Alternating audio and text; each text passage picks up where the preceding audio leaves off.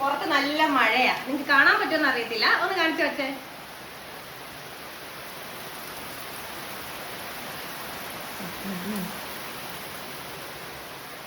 അപ്പോ ഞാൻ വിചാരിച്ചു ഇന്ന് നമുക്ക് നല്ല ചിക്കൻ കറി ഉണ്ടാക്കാമെന്ന്. ഫ്രൈഡ് ചെയ്തിട്ടല്ല, അല്ലാതെ നമ്മുടെ സാധാരണ രീതിയിൽ കറി, ഒരു ഫ്രൈ ഒന്നും അല്ലാതെ നോർമൽ ഒരു എന്താ പറയാ സാധാരണ ചിക്കൻ കറി, നാടൻ ചിക്കൻ കറി എന്ന് പറയാം. വേറെ തക്കാളി ഒന്നും ചേർക്കുന്നില്ല, അല്ലാതെ.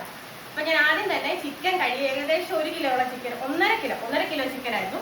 നന്നായിട്ട് കഴുകിയിട്ട് അതിൽ മുളക് പൊടി, മഞ്ഞപ്പൊടി, കുരുമുളക്, ഗരം മസാല, പിന്നെ നമ്മുടെ ആവശ്യത്തിന് ഉപ്പും പിന്നെ കുറച്ച് നാരങ്ങാനീരും കൂടെ ചേർത്ത് നന്നായിട്ട് ഇളക്കിയിട്ട് ഞാൻ ഫ്രിഡ്ജിൽ വെച്ചേക്കുക. അപ്പോൾ നമുക്കിനി നെക്സ്റ്റ് ബാക്കിയുള്ള പരിപാടിയിലോട്ട് കിടക്കാം. വാ ഗൈസ്. ആദ്യം നമുക്ക് കുറച്ച് എണ്ണ ഒഴിക്കാം. കുറച്ചേറെ എണ്ണ ഒഴിക്കുന്നുണ്ട് കേട്ടോ, കാരണം ഞാനൊരു 4 സവോളയോളം എടുത്തിട്ടുണ്ട്. കുഞ്ഞുള്ളി കിട്ടുവാണെങ്കിൽ അത്രയും നല്ലതായിരിക്കും, പക്ഷെ ഞാനിവിടെ സവോള എടുത്തേക്കുന്നത്. എനിക്ക് സമയമില്ല ഗൈസ്, കുഞ്ഞുള്ളി പൊളിച്ച് വരണ്ടേ. നമുക്ക് കുറച്ച് കടുക് ചേർക്കാം. ഇത് ഞങ്ങൾ കോട്ടയംകാരി എല്ലാ കറിയിലും കടുക് ചേർക്കും. പണ്ടൊക്കെ ഞാൻ നഴ്സിംഗ് പഠിച്ചുകൊണ്ടിരുന്ന സമയത്ത് ഞങ്ങളുടെ കൂടെ ഉള്ള ഫ്രണ്ട്സ്, അതായത് ഈ മലപ്പുറം, കോഴിക്കോട്, കണ്ണൂർ, അവരൊക്കെ ചോദിക്കുന്നു ഈ ചിക്കൻ കറിയിലൊക്കെ കടുക് ഇടുന്നു. ഞങ്ങൾ ആ സൈഡിലോട്ട് എല്ലാ കറിയിലും കടുക് ഇടും ഗൈസ്. ഞങ്ങൾക്ക് കടുകില്ലാതെ ഒരു കറിയില്ല.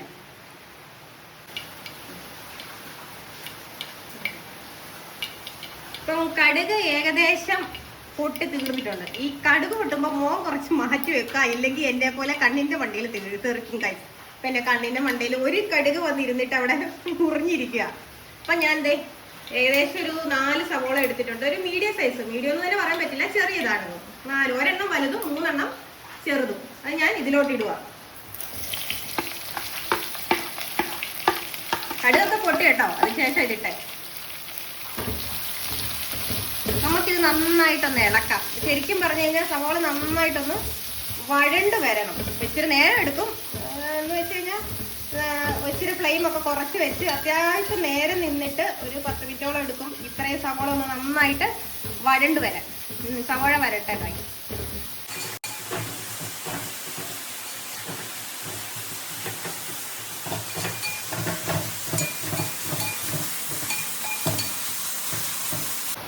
ഇനി നമുക്ക് കുറച്ച് ഇത് ഞാൻ ഇഞ്ചി, വെളുത്തുള്ളി, പിന്നെ പച്ചമുളക് എല്ലാം കൂടെ ഒന്ന് ക്രഷ് ചെയ്ത് വെച്ചതാട്ടോ. ഒന്ന് മിക്സിയുടെ ജാറിലോ ഒന്ന് ചതച്ചെടുത്താണ്. അതും കൂടെ നമുക്ക് ഇതിലോട്ട് ഇടാം.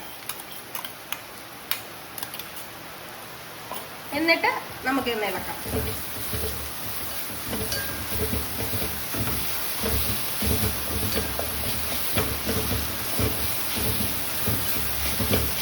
ഇതൊരു എത്ര പറയുന്നു, ഒരു 2 മിനിറ്റ് ഒക്കെ ഇളക്കി കഴിഞ്ഞിട്ട് നമുക്ക് അത്യാവശ്യം കറിവേപ്പിലയും കൂടി ഇതിലോട്ട് ചേർക്കാം കേട്ടോ.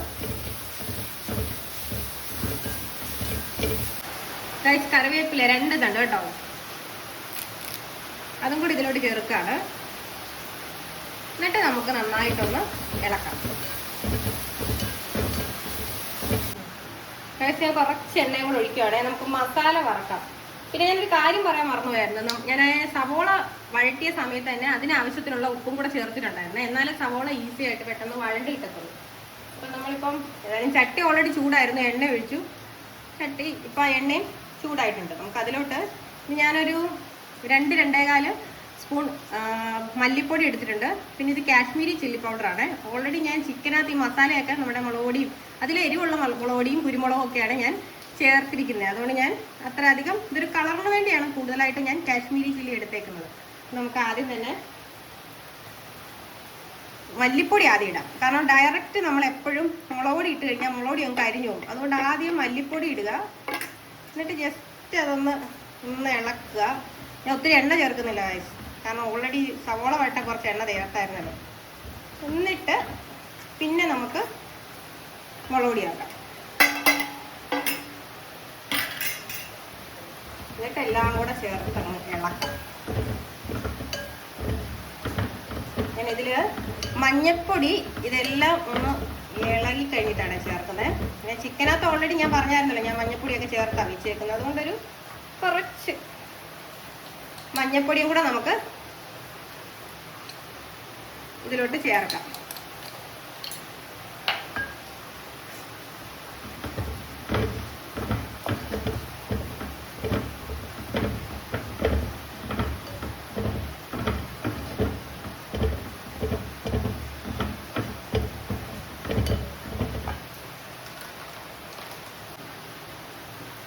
ഇത് നമ്മുടെ കിച്ചൺ ട്രഷറിന്റെ ചിക്കൻ മസാലയാണ്. അത് ഞാനൊരു സ്പൂണ് ഇതിലോട്ട് ചേർക്കുന്നുണ്ട്.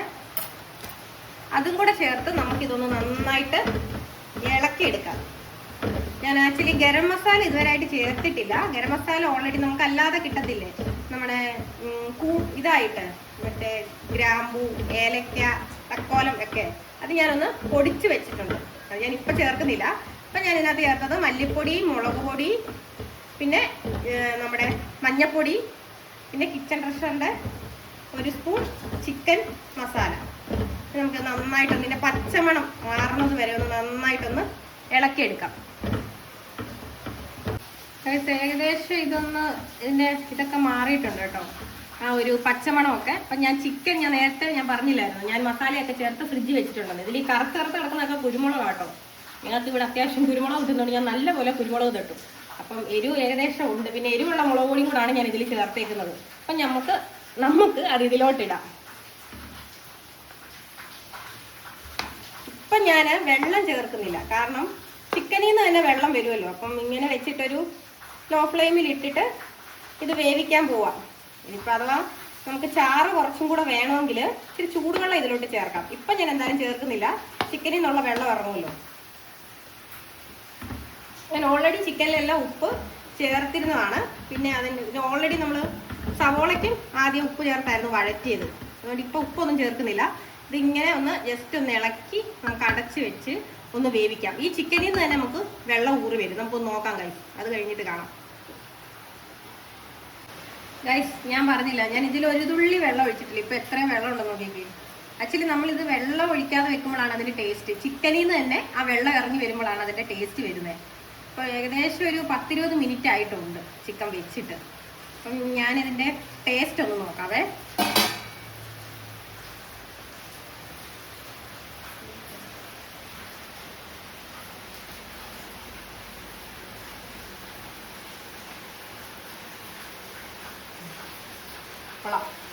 നിങ്ങൾക്ക് വേണമെങ്കിൽ ഇത് നമ്മൾ വാങ്ങുന്നതിന് മുന്നേ ഞാനൊരു 5 മിനിറ്റ് കൂടെ വെക്കും. ആ സമയത്ത് കുറച്ച് ഗരം മസാല, നമ്മൾ പൊടിച്ചു വെച്ച ഗരം മസാല ആണെങ്കിൽ അത് നല്ലതായിരിക്കും. ഞാൻ ഓൾറെഡി ഗരം മസാല ചിക്കനകത്ത് മുന്നേ ഫ്രിഡ്ജിൽ കുറച്ച് നേരം ഞാൻ മാറ്റി വെച്ചെന്ന് പറഞ്ഞില്ല, ആ സമയത്ത് ചേർത്തിട്ടുണ്ടായിരുന്നു. അതുകൊണ്ട് ഇപ്പം ഞാൻ സെപ്പറേറ്റ് ചേർക്കുന്നില്ല. എൻ്റെ എല്ലാം പാകമാണ്. നിങ്ങൾക്ക് വേണമെങ്കിൽ കുറച്ച് ഗരം മസാല നമ്മൾ എന്താ പറയുന്നത്, കുറേ നേരം അടച്ച് വെക്കുന്നതിന് മുന്നല്ല, ലാസ്റ്റ് നമ്മൾ നമ്മുടെ സ്റ്റൗ ഓഫ് ചെയ്യില്ലേ, ആ സമയത്ത് കുറച്ച് ഗരം മസാല ഇട്ട് അതിൻ്റെ ഒരു എസൻസ് നല്ല ടേസ്റ്റ് ആയിരിക്കും. പിന്നെ ഇതിന് ഇച്ചിരി എരിവ് എനിക്ക് മുന്നോട്ടാണ്, എനിക്ക് ഇത്ര എരിവ് വേണ്ട. പക്ഷേ എൻ്റെ ഹസ്ബൻഡിന് കുറച്ചും കൂടെ എരിവ് വേണം. അതുകൊണ്ടാണ് ഞാൻ ഇങ്ങനെ വെച്ചത്. ഇനി നിങ്ങൾക്ക് ഇത് എരിവ് കൂടുതലാണെന്ന് തോന്നുവാണെങ്കിൽ, ഞാൻ ഈ ഇട്ട രീതിയിൽ ആ മസാല ഇടുന്നെങ്കിൽ തക്കാളി ഒരെണ്ണം ലാസ്റ്റ് ഇട്ടാൽ മതിയായിരിക്കും, അത് ബാലൻസ് ആയിക്കോളും. അപ്പം എന്തായാലും വലിയ താമസമൊന്നുമില്ല ഗൈസ്. ഓൾറെഡി നമുക്ക് ഏതായാലും ചിക്കൻ സെൻറ്ററിൽ നിന്ന് അവർ കട്ട് ചെയ്ത് തരും. നമുക്കൊരു 4 സവോള, ഒരു കുറച്ച് ഇഞ്ചിയുടെ തൊലി കളയുക, വെളുത്തുള്ളിയുടെ തൊലി കളയുക, അതൊന്ന് ക്രഷ് ചെയ്തെടുക്കുക. ഈ ഒരു ടൈം ഒരു എന്താ പറയുക, നമ്മളെ പിന്നെ ചിക്കൻ കഴുകണം, അത്രേ ഉള്ളൂ.